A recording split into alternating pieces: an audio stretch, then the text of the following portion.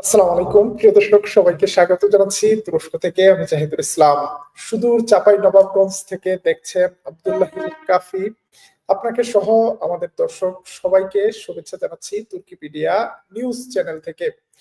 আজকের লাইভটি শুরু করব একটি সুসংবাদ দিয়ে। সেই সুসংবাদটি হলো, অবশেষে ডোনাল্ড ট্রাম্প তার কথা মতো সিরিয়া থেকে সেনা প্রত্যাহার শুরু করেছে। আমেরিকান সেনারা ছাড়ছে সিরিয়া। আমাদের কাছে যে সংবাদ এসেছে, সিরিয়া দেইর জোর শহরের পাশে থাকা আমেরিকান ঘাঁটি কনকা ঘাঁটি থেকে প্রাথমিকভাবে সিরিয়া থেকে ইসরায়েল আমেরিকান সেনারা চলে যাচ্ছে পার্শ্ববর্তী দেশ ইরাকে, ইরাকের কুর্দিস্তানের এরবিলে।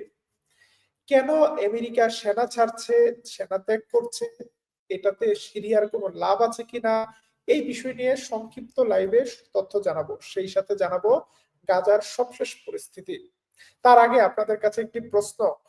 আমেরিকার সেনারা যেভাবে দীর্ঘদিন বছরের পর বছর সিরিয়ার তেল সমৃদ্ধ এলাকাগুলোতে ঘাঁটি গেড়ে বসেছিল, তাতে ছিল না জাতিসংঘের অনুমতি, ছিল না সিরিয়ার সরকারের অনুমতি।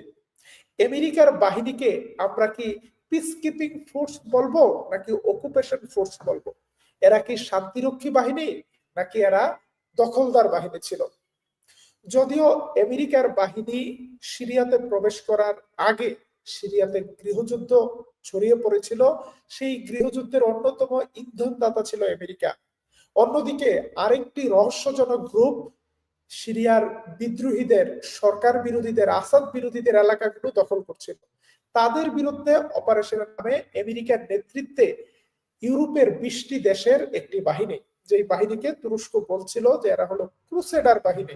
এদের প্রত্যেকে ইউরোপিয়ান বাহিনী, প্রত্যেকে খ্রিস্টান বাহিনী, এবং এরা কেউ এই অঞ্চলের মানুষ নয়। এবং এদের এই অপারেশনের কারণে একদিকে যেমন লক্ষ লক্ষ মানুষ সিরিয়া ছাড়তে বাধ্য হয়েছে, অন্যদিকে সিরিয়ার খনিজ সম্পদ, তেল সম্পদ সব চলে গিয়েছে ক্ষুদ্র একটি জাতি কুর্দিদের সশস্ত্র গোষ্ঠী পিকেকের হাতে।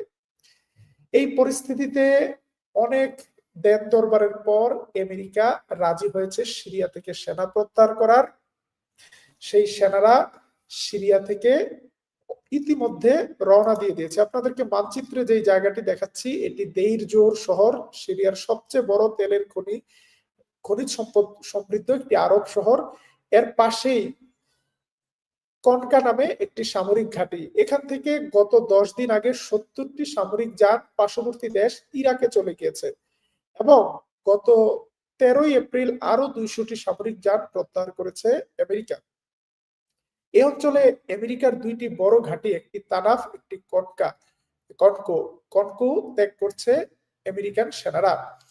এবং এর মাধ্যমে আমেরিকা 2 মাসের মধ্যে সিরিয়া থেকে সৈন্য প্রত্যাহারের ব্যাপারে চিন্তা করছে, পরিকল্পনা নিয়ে কাজ করছে।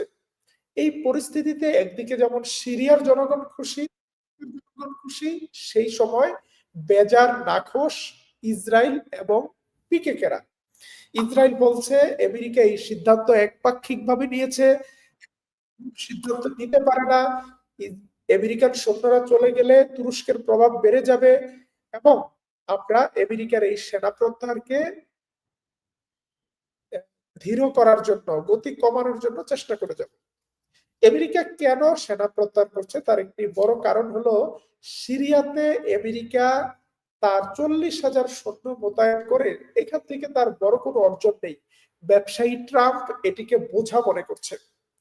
এবং সাম্প্রতিক সময়ে আমেরিকার অর্থনীতি ভয়াবহভাবে ধস নেমেছে, পতন হচ্ছে, ধীর কিন্তু স্লো অ্যান্ড স্টেডি একটা ফল করছে। 1960 সালে বিশ্ব অর্থনীতির 40% উৎপাদন করতো আমেরিকা নিজে, সেটা 2012 সালে কমে 21% চলে এসেছে। এখন এটা আরো কম হওয়ার সম্ভাবনা রয়েছে। আমেরিকার উৎপাদন কমে যাওয়াতে আমেরিকার বাণিজ্য ঘাটতে পারছে, আমেরিকার বাজেট ঘাটতে পারছে, বিশ্বব্যাপী আমেরিকা এত বড় সেনাবাহিনী পালতে পারছে না, যে কারণে আমেরিকা তার সেনাবাহিনীকে ছোট করে আনছে, সরিয়ে আনছে। অদূর ভবিষ্যতে এটাও আমরা দেখতে পারি যে আমেরিকা পুরো মধ্যপ্রাচ্য থেকে তার সৈন্য সরিয়ে নিয়েছে, ইসরায়েল থেকে তার সৈন্য সরিয়ে নিয়েছে, তখন কি হবে ইসরায়েলের?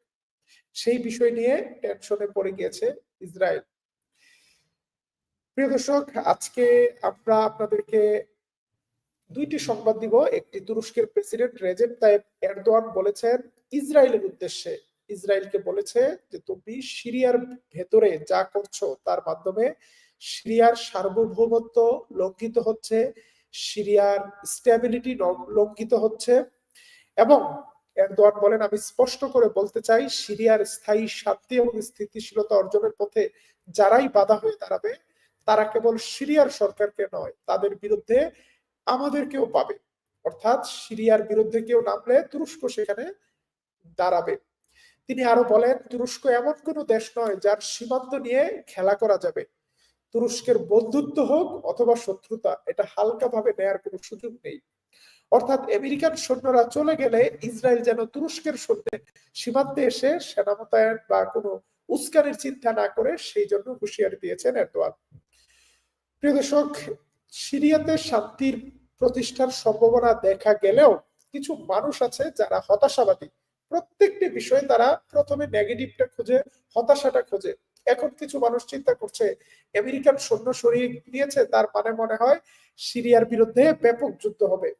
যুদ্ধ হলে সিরিয়াতে ইতিমধ্যে সরকার আছে, জনগণ আছে, সিরিয়ার পাশে তুরস্ক আছে। যুদ্ধ একপাক্ষিক হবে না, বহুপাক্ষিক হতে পারে। আমরা ইতিবাচক থাকতে চাই, আমরা আশা দেখতে চাই। প্রিয় দর্শক, আজকে আমরা লাইভ শেষ করব গাজার সংবাদ দিয়ে। গাজাতে আপনারা এই যে রংটি দেখছেন, এই রংটি হলো ইতিমধ্যে গাজার 3/2 এলাকা দখল করেছে ইসরায়েল। এবং ইসরায়েলের প্রতিরক্ষা মন্ত্রী আজকে বলছে এই পার্পেল কালার করা রংটি, অর্থাৎ গাজার এই এলাকাটি ইসরায়েলের এখন থেকে বাফার জোন, ইসরায়েলের সিকিউরিটি জোন। এখানে কোনো গাজাবাসী প্রবেশ করতে পারবে না এবং এই এলাকাটা অনির্দিষ্টকালের জন্য ইসরায়েলের হয়ে যাবে। এভাবে যুদ্ধের শুরুতে ইসরায়েল যেখানে বলেছিল তারা অল্প সময়ের জন্য গাজায় সামরিক অপারেশন চালাবে, এখন তারা ধীরে ধীরে সমগ্র গাজাকে কব্জা করার চেষ্টা করছে। এই পরিস্থিতিতে মিশরের সাথে যে শান্তি আলোচনা হয়েছিল, সেই শান্তি আলোচনায় মিশরের পক্ষ থেকে বলা হয়েছিল হামাসকে অস্ত্র ত্যাগ করার কথা। হামাস বলেছে, লক্ষবার বললেও আমরা আমাদের হাতিয়ার ত্যাগ করব না, এটা আমাদের রেড লাইন। এই হাতিয়ার ফিলিস্তিনি জনগণের মুক্তির হাতিয়ার, এই হাতিয়ার ফিলিস্তিনি জনগণের সার্বভৌমত্ব রক্ষার হাতিয়ার।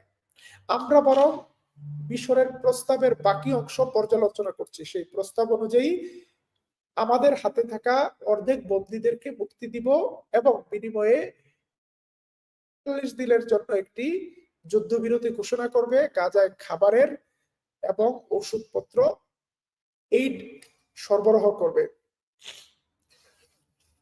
প্রিয় দর্শক, এই পরিস্থিতিতে এখনো একটি যুদ্ধবিরতির জন্য সর্বাত্মক চেষ্টা চালিয়ে যাচ্ছে হামাস।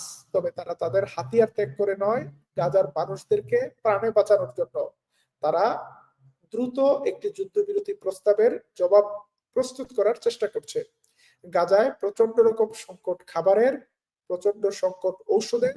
এর মধ্যেও গাজায় রাফায় হসপিটালে আক্রমণ হয়েছে।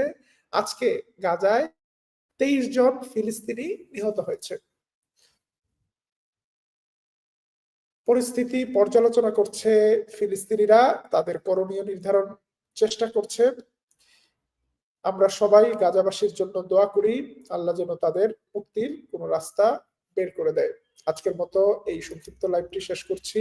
আবারও রাতে দেখা হবে তুর্কিপিডিয়া নিউজে। আল্লাহ হাফেজ।